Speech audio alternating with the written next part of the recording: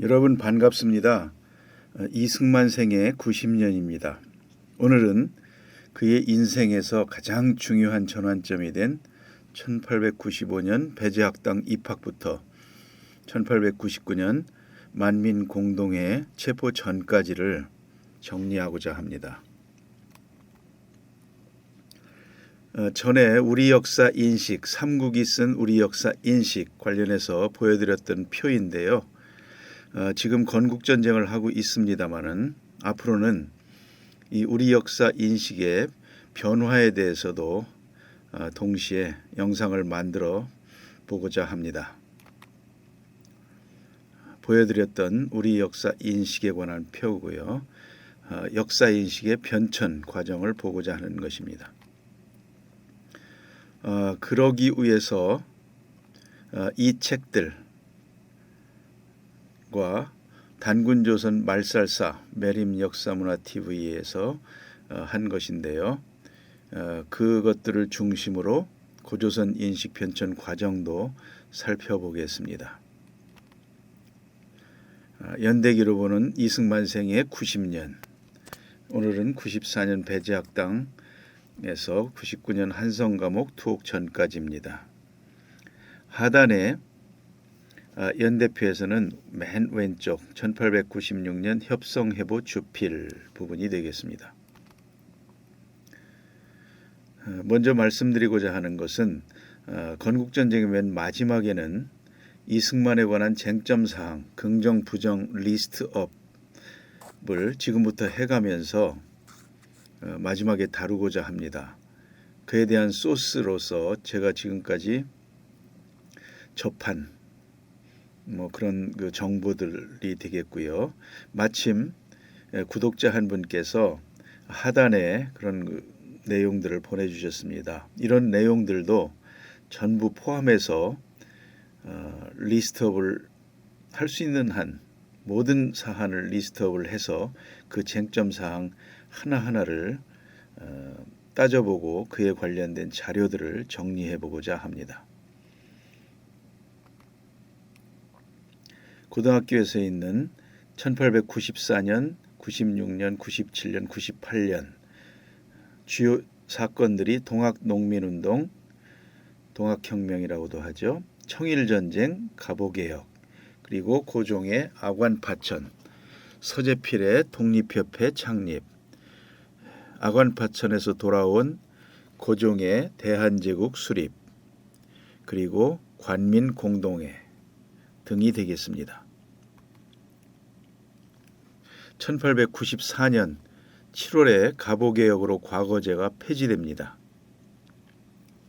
그리고 한국사 연대기는 제가 정리한 바와 같이 동학, 갑오개혁, 청일전쟁이 주요 이슈가 되겠습니다. 옆에 청일전쟁을 세계사 연대기에 전투별로 순차적으로 기록을 했는데요. 사실은 남의 전쟁이지만 우리나라 땅에서 일어난 일이 아닙니까? 사실 세계사라고 보기도 힘든 그런 내용이 되겠습니다. 1894년에는 장덕수와 조병옥 박사가 태어났고요.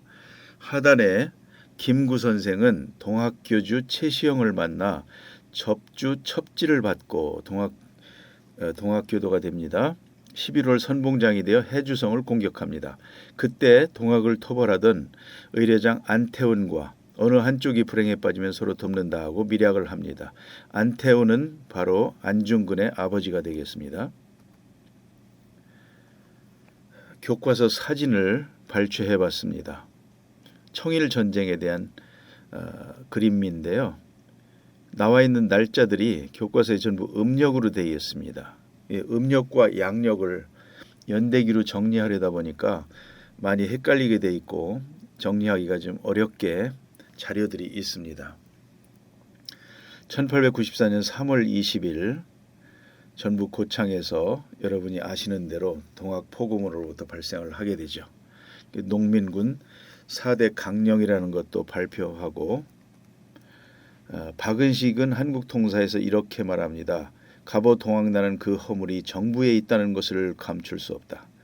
그런데도 정부는 반란의 원인을 백성에게 돌리며 우리 백성이 사납고 간교해서 난을 일으켰다고 하며 청의 원병을 구걸하였다. 자유를 생명으로 삼는 유럽이나 미국 같으면 이토록 부패한 정부가 하루라도 남아 있겠는가?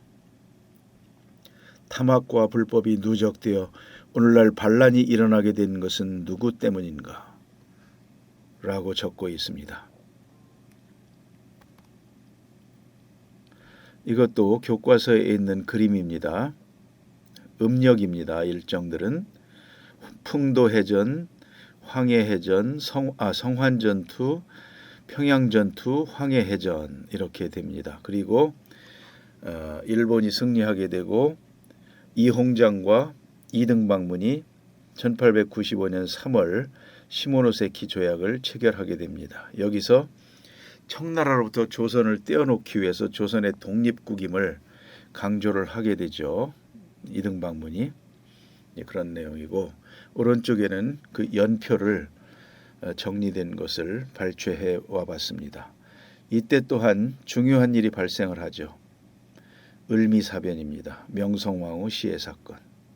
그로 인해서 협박에 시달리던 겁을 먹은 고종이 몇 달 후에 1896년 2월에 아관파천을 하게 되죠. 그러면서 거기 있으면서 독립협회 창립을 돕고 그리고 여러 가지 경제적 이권을 침탈당하게 됩니다. 돌아와서 정확히 365일 하고 9일 동안 러시아 공관에 있었습니다. 대한제국을 수립하게 되고 황제국임을 선포합니다. 그렇게 해서 1904년 러일전쟁 도발할 때까지 연표가 이어져 있습니다. 갑오개혁과 군국기무처의 개혁 강령 등을 제가 내용을 정리를 해봤습니다. 김윤식의 속음청사, 우리 정부는 왕명을 받들어 교정청을 설치하고 당상관 15명을 두어 먼저 패정 몇 가지를 개혁하였는데 모두 동학당이 사정을 하소연한 일이었다. 자주적 개혁을 추진함으로써 일본인들의 요구와 끼어들음을 막고자 하였다. 이때는 자주적으로 하려고 했습니다. 일본이 청일전쟁에 정신이 없었던 것이죠. 요즘 우리에게 흔한 그런 내용들이 개혁 강령 속에 보시는 바와 같이 있습니다. 1894년 이은치오 일기에 7월 31일 나의 독신자 시절의 자유로움이여 오늘 조간신문에 보니 이달 23일에 일본군이 궁을 공격해서 왕과 왕비를 일본 공사관으로 옮겼다는 것 25일에는 1200명의 중국군과 폰 헤네켄 씨가 탄 영국선적의 증기선 카오싱 3호를 일본 군함이 격침시켰다는 것. 일본군이 아산에서 격퇴되었지만 이 전투에서 중국 사령관 예 장군이 전사했다는 것 등이 보도되었다. 신문에서는 카오싱호를 침몰시킨 일본군의 잔인성을 비난하는 말은 하나도 없었다. 지금 일본은 내가 생각하는 것보다 더 지나치게 나가고 있다. 현 상황을 잘 유지해야 할 것이다. 조선에게는 유능한 정부가 주어져야 한다. 그런데 나는 조선의 왕과 왕비가 포로가 되었다는 소식에 충격을 받지 않았나. 물론 나는 충격받았다. 그러나 내가 예상했던 바다. 이렇게 나오고요. 비록 모욕적이긴 하지만 나는 힘이 정의라고 확고히 믿기 때문에 조선에서 어떠한 강대국의 고압적인 행동도 이상하지 않다.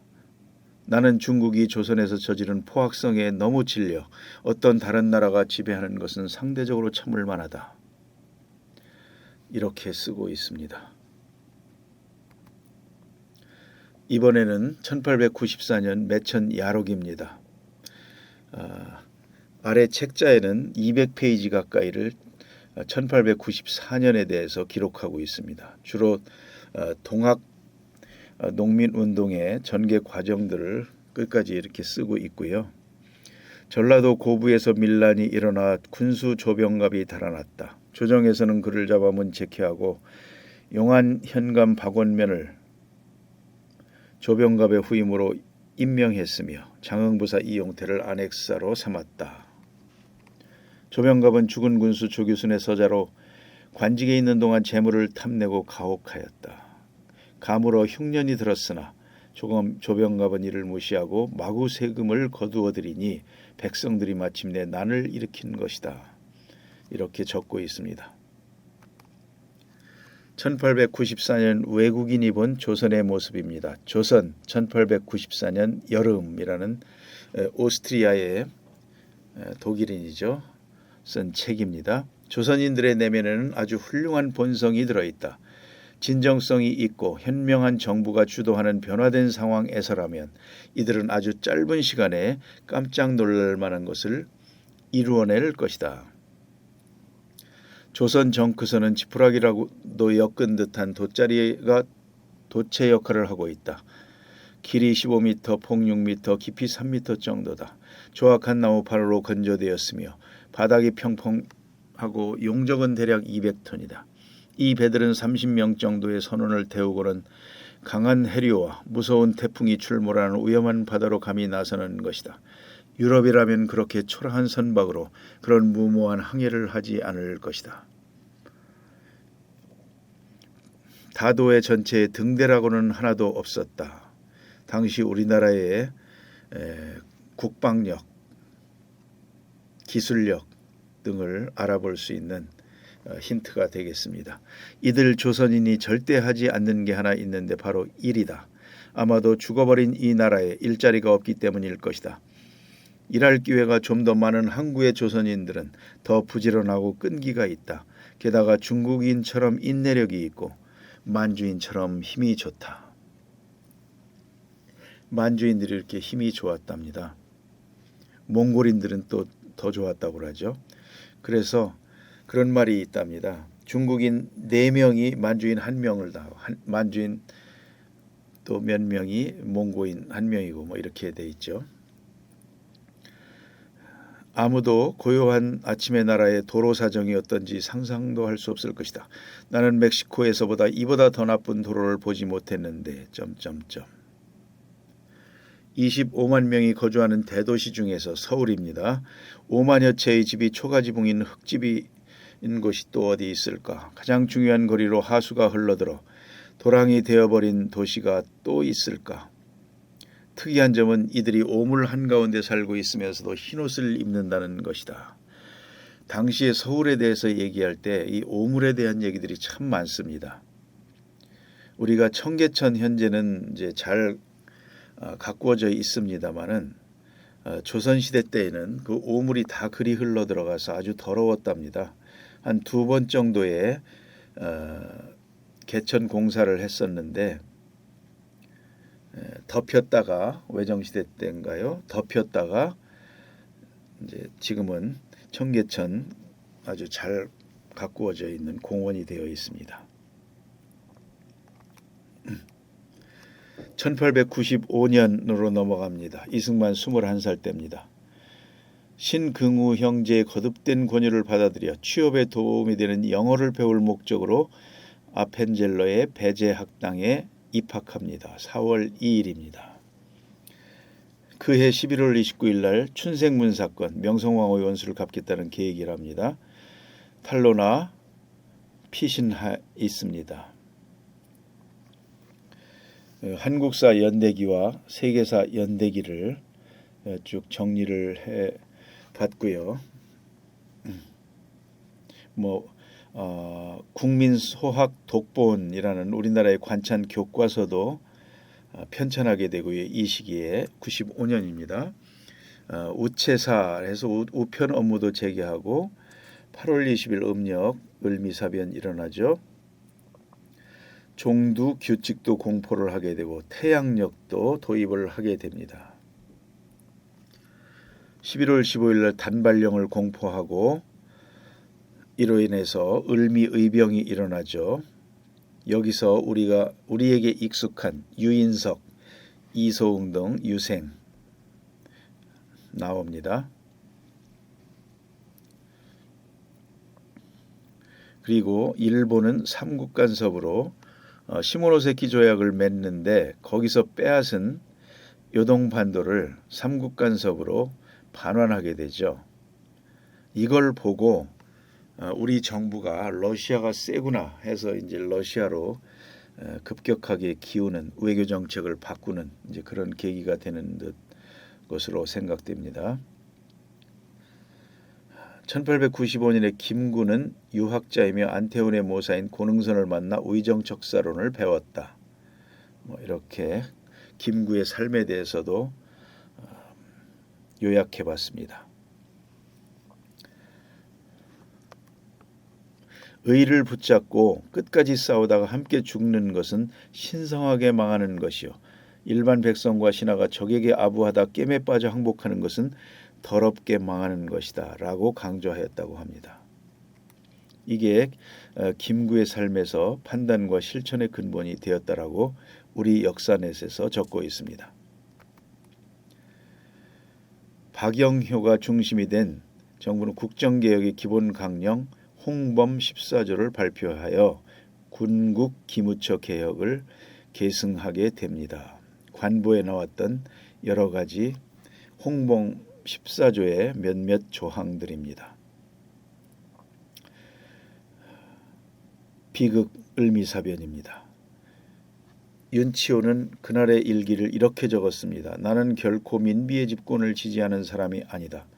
오히려 민비의 음모와 사악한 관신배들을 응징하기 위해 폐위도 주장하였을 것이다. 그러나 일본인 암살자가 우리의 황후를 잔혹하게 시해한 행위는 결코 용납할 수 없다. 민비의 집권 기간 내내 압제와 폭정과 부패의 연속이었다. 민비는 몇 사람을 부유하게 만들었지만 수백만 명을 굶주리게 하였다. 그러니 사람들이 그녀의 죽음에 대해 그다지 슬퍼하지 않은 것도 이상한 일이 아니다. 라고 1895년 10월 25일자 일기에서는 적고 있습니다.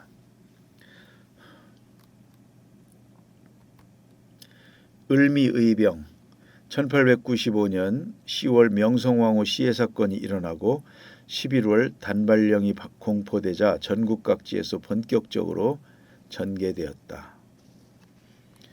아관파천 이후 고종이 단발령을 취소하고 의병 해산 권고 조칙을 내리자 대부분 해산하였다. 여기에서 교과서에서는 여성 의병장 윤희순을 소개하고 있습니다. 박은식의 한국 독립운동 지열사에서 민족정신 드높인 의병이라는 글도 인용하고 있습니다. 아무리 외놈들이 강성한들 우리들도 뭉쳐지면 외놈 자기 쉬울세라. 아무리 여자인들 나라 사랑 모를 소냐. 남녀가 유별한들 나라 없이 소용있나. 우리도 의병하러 나가보세. 의병대를 도와주세. 우리나라 성공하면 우리나라 만세로다. 우리 안사람 만만세로다. 96년입니다.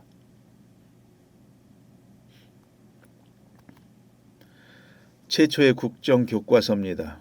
1883년에 생겼대요. 원산학사에서 생긴 것이고 95년에 학부에서 최초의 국정교과서인 국민소학독본을 시작으로 생성됩니다. 개화기와 대한제국 역사 교과서들을 정리해봤습니다. 정보문헌 비고 이런 부분이 있고요. 학부에서 역사교과서를 편찬하기까지 국민소학독본 최초의 관찬교과서입니다. 여기에서는 단군 조선에 대한 그런 내용들이 다 나와 있습니다. 이게 이제 식민사학을 거치면서 신화로 둔갑을 하게 되고 현재까지 이르고 있죠. 학부가 편찬한 역사교과서 조선 역대 사략 등 2종이 있습니다. 조선 역사 초등교육용 그리고 고등교육용으로 조선 역대 사략 이런 부분들이 있죠. 이런 부분들에 오늘날 우리가 배우는 역사보다 더 길게 우리의 선조들이 인식하고 있었음을 알 수가 있습니다. 조선시대의 서당에서는 커리큘럼이 보통 이렇게 됩니다. 천자문, 동몽선습, 경몽요결 이런 것들을 배우죠. 그리고 소학, 대학, 논어, 맹자, 중용, 시경, 역경, 춘추, 근사록, 소경, 사서들 이런 순으로 독서를 하게 됩니다. 이것은 기호학파의 율곡 이이의 가르침을 따른 그 순서가 되겠습니다. 그때 각종 학교 교육 제도에 있는 뭘 배웠는가 커리큘럼을 보면요. 일어, 한어, 영어, 법어, 아어, 덕어 등 외국어들이 꽤 많이 있고요. 그 다음에 상공학교, 농상공학교도 있고 의학교도 있고 뭐 그렇습니다. 그래서 중학교, 소학교, 성균관 뭐 이런 것 이렇게 짜져 있음을 알 수가 있죠. 외국어 학교는 1883년에 영어 학교가 설립된 것이 효시랍니다. 그런 게 있고 95년에는 프랑스어 학교 역관을 양성할 목적으로 설립된 학교도 있답니다. 우리나라 최초의 한글 교과서 호머 헐버트 3인 필지가 있습니다. 유경공원의 교사였었죠. 1889년에 집필하였다고 합니다. 세계 각국의 산천, 풍토, 사회, 학술 등을 한글로 간략하게 소개한 세계 지리서이다. 기본적인 지식을 갖추기 위해서 만들었답니다. 선비와 백성들이 알아야 할 지식. 그렇게 돼 있고요. 배제학당입니다. 85년에 설립됐죠. 보통과와 본과 4년 5년씩 돼 있고 교과목을 나열해봤습니다. 영어, 한문, 만국지지, 3인 필지, 의생, 음악, 미술, 체조, 체육. 배제학당에서는 성경과 영어를 비롯하여 인문, 사회, 자연과학 등 근대 교육 과목, 천문지리, 생리, 수학 등을 서양식 교육 방식으로 가르쳤다. 서양식 운동인 야구, 축구, 정구, 농구 등을 소개하고 토론회, 연설회 등도 장려하였다. 이렇게 배제학당에서 이승만이 배우게 됩니다. 이승만의 배제학당 스승들입니다. 노블, 벙커, 파이팅, 의사들입니다. 영어를 배웠고 아펜젤러, 노블, 에비슨으로부터 미국사와 선거와 민주주의, 자유민권, 사법제도 이런 내용들을 배우고 서재필 박사로부터 미국사, 성경, 그다음에 서양사 그리고 이승만의 귀를 번뜩이게 한 민주주의 그리고 여기서 협성회를 통해 그 토론 훈련을 많이 했다고 합니다. 두각을 나타냈다고 하죠. 이승만이. 그런 스승들이 있습니다. 이승만의 인생에 가치관에 영향을 미친 분들입니다. 배제학당에 대한 내용들을 몇몇 정리를 해봤고요. 아펜젤러가 어떻게 해서 시작을 했고 뭐 그런 내용들을 적어봤습니다. 처음에는 두 학생을 얻어 방 2칸 벽을 헐어서 작은 교실 만들어서 시작했답니다. 이 폴크 공사가 고종에게 아펜젤러에 관해서 이제 알게 되고 영어 학교를 설립할 생각을 가지고 있다라고 이제 말했다고 하는데요. 고종이 이걸 보고 이제 학교 사업을 허락하게 됩니다. 그래서 배제학당이라는 그 현판까지 교명까지 내려주었다고 합니다.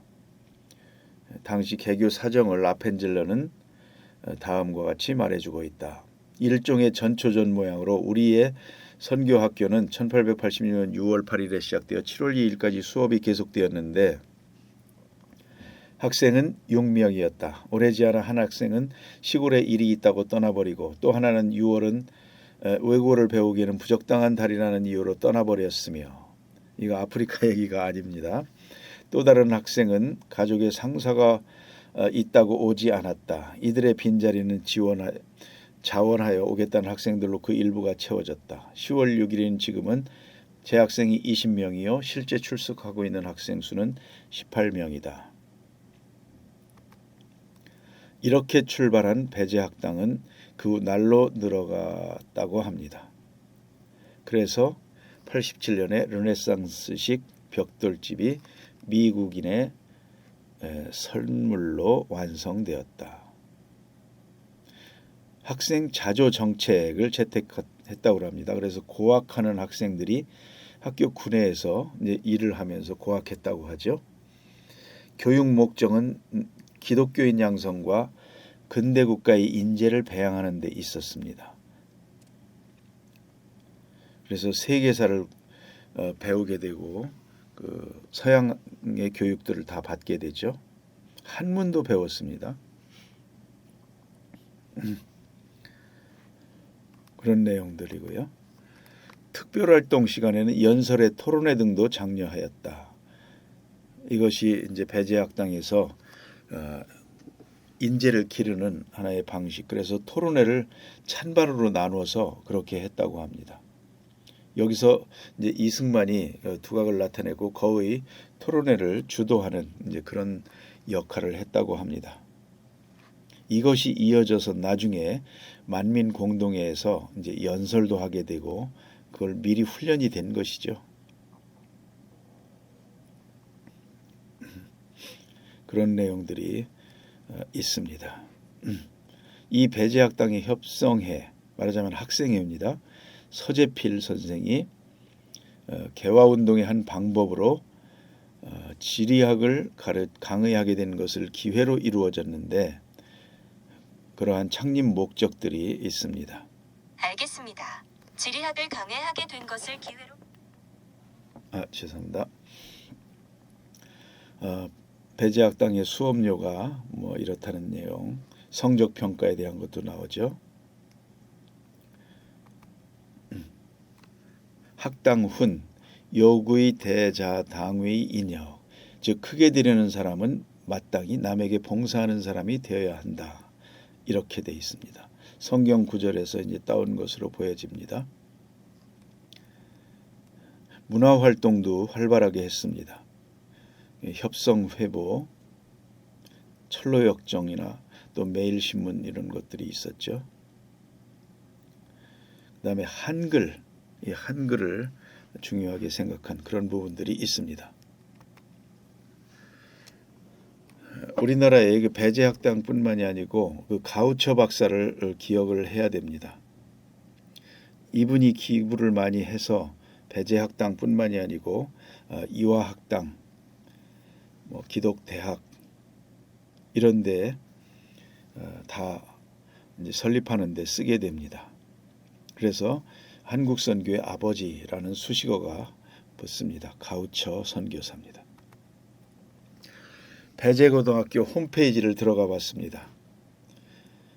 배제학당의 시작은 이러하다. 이렇게 돼서 크고 작거든 남을 섬겨라. 현재는 고덕동에 있습니다. 연혁, 아펜젤러부터 나오죠.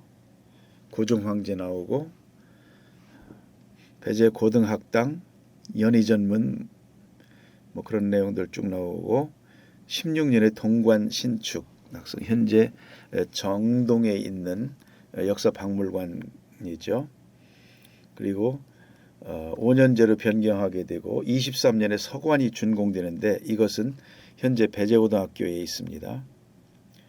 25년에 배제학당이라는 교명이 폐지됩니다. 배제학당 동관입니다. 저명한 동문 이승만, 주시경, 김소월, 지청천, 신흥우, 이원찬, 박영희, 오긍선, 여운형, 이길용, 이능선, 저명한 교원 서재필, 김규식 선생. 배제학당 역사박물관이고요. 전에 말씀드린 그 여성 의병 윤희순 의사의 안사람 의병가가 그 근처에 이렇게 새겨져 있습니다.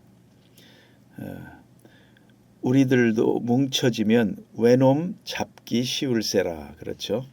외놈 잡기 쉬울세라. 전국 체육대회 개최지 편말도 있고요. 배제학당 서관입니다. 사관이 박물관으로 쓰는 아펜젤러 기념관 서관을 그리 옮겨 놓은 것입니다. 5관이 우남관이고 그 앞에 우남 동산도 있네요. 일관이 주식영관이고 그 뒤에 소월 동산도 있습니다. 이것은 배제대학교 대전에 있는 겁니다. 거기에 19번에 우남관이 있어서 이승만의 흔적이 있습니다. 인하대학교입니다. 1953년 그러니까 1902년에 하와이 이민 50주년을 기념해서 이제 그 한국의 MIT를 세워라 이렇게 돼서 인하대학교가 설립이 되죠. 그곳에도 우남로, 우남호 등의 이승만의 흔적이 있습니다. 78년인가 동상도 세웠습니다마는 5년 만에 헐고 현재는 파주 어느 창고 내에 보관되어 있다고 합니다. 이만 마치고 2부에서 뵙겠습니다. 감사합니다.